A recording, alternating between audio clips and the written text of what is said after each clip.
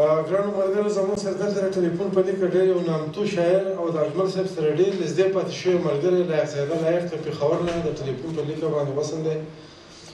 او اوس غواړو چې هغه د خیالاتو اظهار لایق صاحب تاسو بس خبرې کوئ زه خو اول ټولو په اول کې څو چې د اجمل بابا په نوم دغه سره راغونډ شوي ټول پښتنو ته زما سره هم نږدې دي بخصوص توګه خاصه چې دغه د پښتنو د مرستې په اساس باندې د پدې د دې پښتنو سره راځي هغه ته د دې د راځه شوی دغه د مسعود پاچا او د خان مسعود چې تاسو په روان سیاست او د روان ټول ته ډېر تبریک باندې کوم چې د اجازه او د حدث او عمر راغونډ شي زه غواړم چې په دغه ټولنه کې په دغه کې خپل یو نظم یو شی چې هغه خپل نوو ته وړاندې کړم د اجازه سره زموږ عقیده ته ټول پښتنو عقیده چې هغه یو داسې حقیقت ته ګرځي چې مطابق شي کولی ځکه چې اجمل بابا یو سړي نوم نه دی د یو تعریف نوم دی د یو داسې پیغام نوم دی د هغه په رابطه ژوندی دغه یو شعر دی چې ما یې نن ټاکلی دی تصویر زه خپل ټولو دغه مینوال څوک چې په دې ډله کې شریک دي ورته وړاندې کوم زه یو خاص ته غلی ناست یم دا اجمل بابا تصویر د سینه پورې نیولی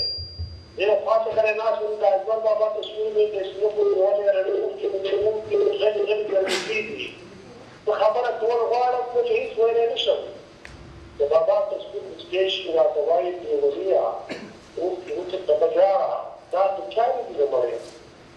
د بابا تصویر مسکی شي راته وایي بېوليه اوښکې وچېږه په ژاړه دا د چا دي د مړی مرګ ما نشي وژلی زه په زړونو کې اوسېږم په ذهنونو کې مې شته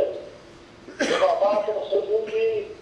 وایم ګرانه بابا جانه ملک ستا فکر ژوندی دی ترابط به ژوندی وي بس په دې خبر ژاړم بس په دې خبر ژاړم چې ته ډېر ارمانونه یې دا خو چې پښتانه به زه د خیالو سره خیال کړم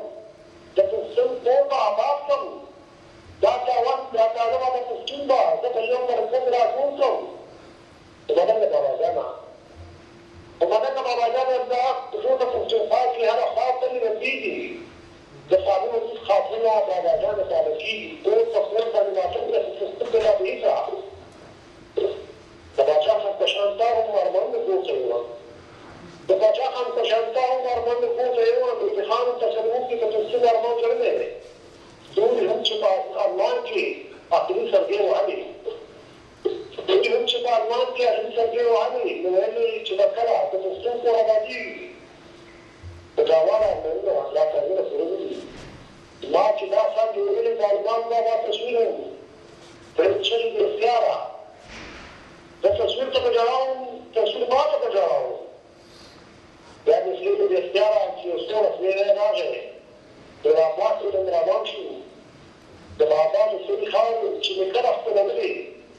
د اسمان نه اواز راغی د اسمان نه اواز راغی لکدن د هغه په وایه ستا ارمان به پوره کېږي د وحشت تیارې به رڼاګانو کې بدلېږي یو سهار د اورېدون پښتونخوا ته را روان دی دا سهار به مې ګامه دا سهار به د واده کېږي دې اواز زما نظر کې د زور دوې ته لري چې د شاته نظر کړو چې د شاته نظر کړو د اجمل بابا ولاړو دا سهار سره په خوا کې و ولي خان ورسره و تورې هم د خندا شوي راکاږي شو له ساعتې اصلانو کتل ما ته زه د بوټ په رنګ ولاړو بس په شونډه مې دعا وه چې عظیمه لویه خدایه موږ له خپله نامه راکړه چې عظیمه لویه خدایه موږ له خپله نامه راکړه موږ له خپل تشخص راکړه زموږ نور امتحان واخله دا شعله د رڼا راغله د بابا په خاوین تلي د سپوږمۍ په شان تور شوه اصلان زما د سترګو نه